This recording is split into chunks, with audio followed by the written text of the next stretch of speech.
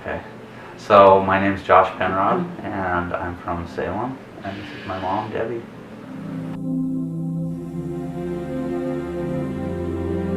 And after coming home, felt some separation and abandonment, and a little bit of betrayal and different things. It was really an emotional roller coaster for me, and because of the physical injury that I sustained while I was in the mission field, I was prescribed painkillers, and I didn't really feel a lot of physical relief with the painkillers, but I noticed that they really helped me feel emotional relief from the things that I was struggling with, and I became addicted to them physically, psychologically.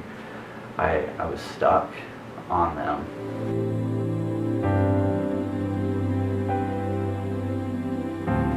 You know, after having a child with my wife, things got really bad. I started using again all the time, painkillers, and that's when my addiction went into heroin, and I started using needles, and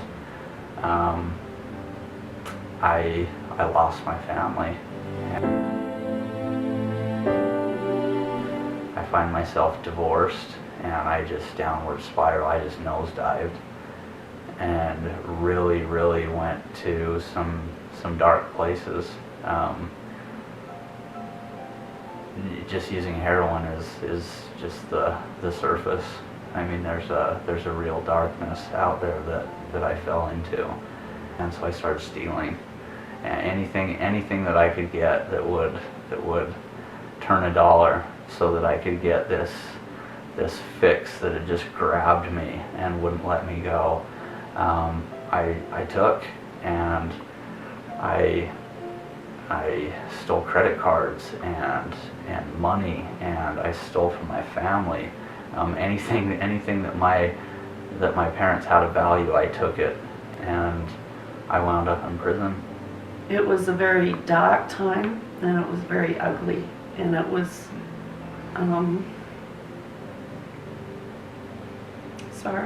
Emotional? to say the least, extremely hard to watch, and a very hopeless feeling. So when he ended up in prison, I thought life was over. That was my thinking. It was like, how is he ever going to succeed after prison, because he'll be a convicted felon.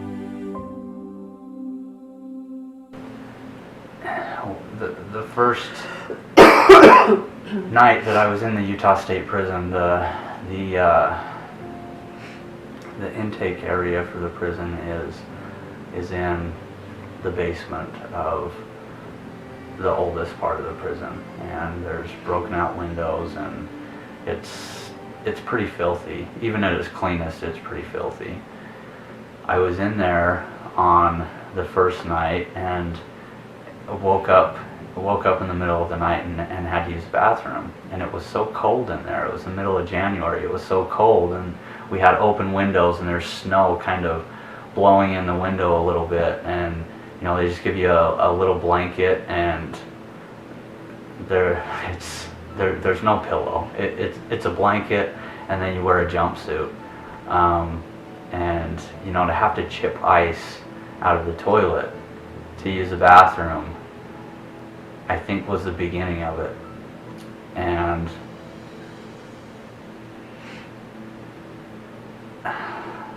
the noise, the vulgarity, the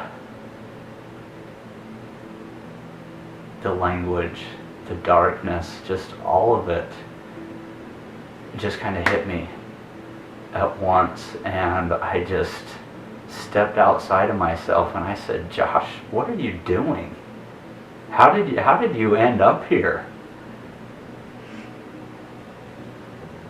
And it was one of those moments like, bam. Either this is me for the rest of my life, or something changes here and now. And I chose then to separate myself from it, but I didn't know how I was going to. And so I think that was the initial change. The change where I found the direction happened a few days later, and it's a moment in my life that I'll never forget. I had the wonderful opportunity to be in a cell where I was by myself, and that really was a blessing for me at that time. And so in that cell by myself, I said the most sincere prayer that I've ever said. Through my ups and downs and the trials before coming to this point, I had a testimony of the gospel. And it was that testimony that kept me pulled between good and evil. And being in this moment by myself in this cell, having made the decision that I did not want to be a part of that life anymore, that knowledge came back to me that I was a son of God. And being a son of God, I said, I fell on my knees and I said, Heavenly Father, I can't do this anymore. I don't want to be this. I don't want to be who I am, who I've become. If you're there, let me know that you're there and tell me what I'm supposed to do.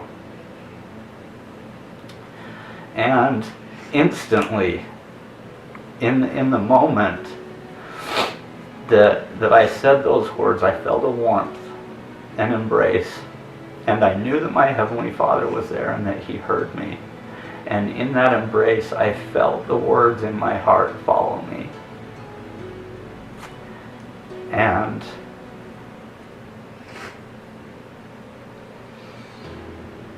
those words are a lighthouse for me today. I still hear them, and I listen to them, and I listen to them in that moment.